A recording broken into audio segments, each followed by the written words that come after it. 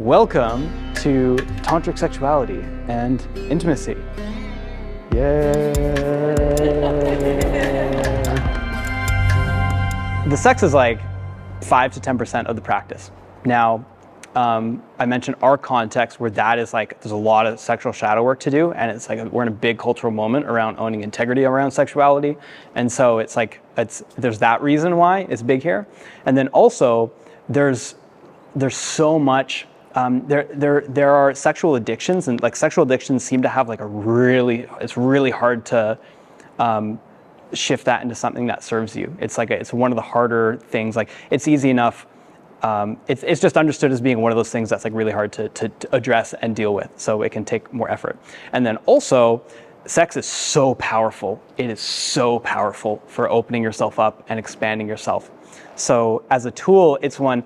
You know, maybe becoming vegetarian is like part of your growth and on your path, but that might not necessarily lead to like exploding open to God or things like that, while sex has the potential to do that.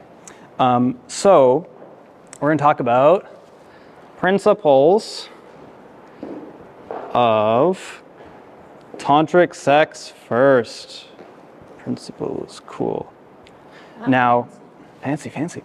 Now, everything I'm about to say you is really just different words that relate to a different way of showing up. Tantric sex is very much about like how you show up, less about technical skills and knowledge, but that's also important to understand, to experience the full spectrum of what's possible with intimacy, with human beings, and how it can serve you.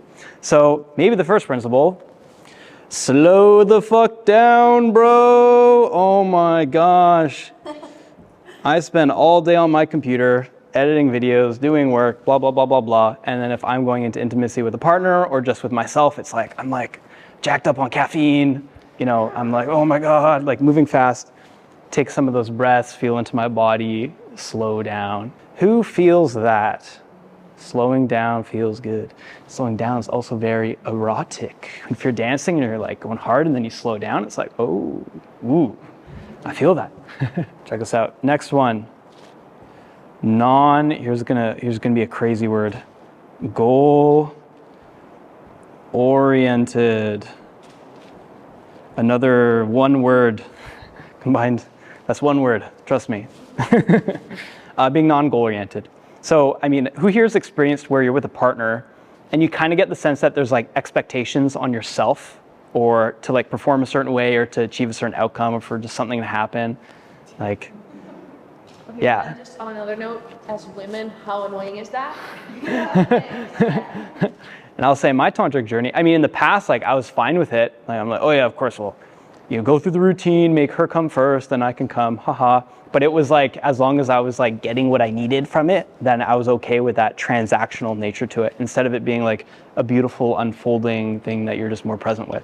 Yeah. So, yeah, non-goal oriented. Next one, it is presence. Many people said that. Yeah, presence. So being present with the person. There's something like, have you ever been really present when you're eating like a sweet or like a food or something like that? Okay, I see some heads nodding. That's cool. I know, like, I had a big moment at a meditation retreat where I was just agitated for like 6 days straight. And like, I was like miserable and unhappy, and we came to lunch, and at lunch you get like a little cookie.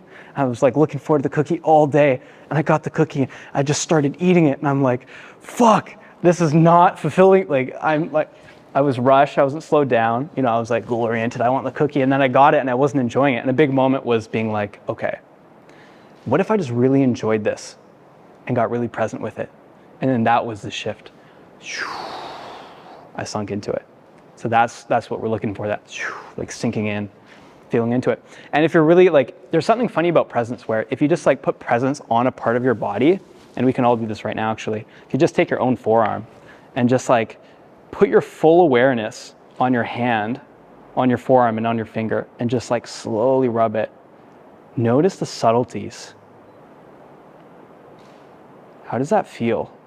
You were already feeling with that part of your body, you just tuned into that area. It's like rubbing on your clothing or the air. Yeah, I guess itchy, you're feeling a lot. Tickling, yeah. right? How beautiful is that? How intimate is that? You can give yourself a little like, before, masturbation or in sex, you can do like a little like, one way to slow down is just to like slowly just feel your whole body.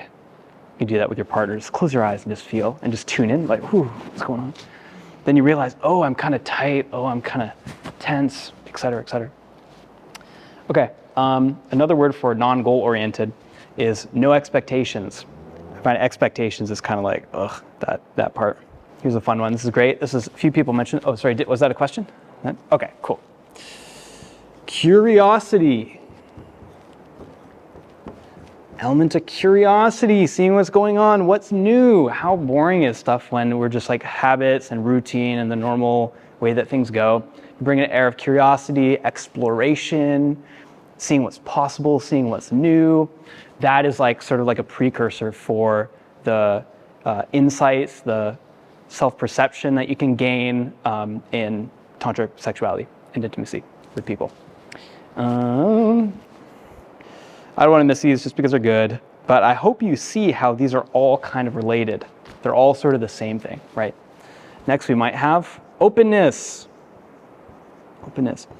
And what that really means is the capacity for openness, because there are reasons why we close down, and they're genuine and good reasons to close down when they do happen. And then sometimes we close down just out of habit. And it's when we're with a partner who we know that we can trust, that we have this like holding on or unwilling to open, that's where edges to growth, that expansion can really, really be beautiful and be part of a connecting an intimacy that is way deeper than just even connecting with your partner. That's like opening up to your experience of life. Yeah, I got to the point one time I was with a partner and she like, it's funny, like if someone asks me to do something, I can be totally in service, but there's kind of this like, I want it, like do this for me. And it was just like, let's pause, like let's slow down, like let's talk about this. I feel like there's expectations here that are kind of draining the fun of what's going on. Cool. Can you describe what that did to you? What did you feel? Oh man, boner, like gone. I'm like, this feels like work. Like, I'm like, do I really want to do this? I mean, I would if it's like a gift, right? If it's like in service. But then the moment there's that like, that energy, it's like, oh man, Awesome, and feel free to open your eyes. And we will do this first round. We'll have the men, the male-bodied people, will be in the feminine mode, and the women will be in the masculine. Unless you are the same, then you can decide who.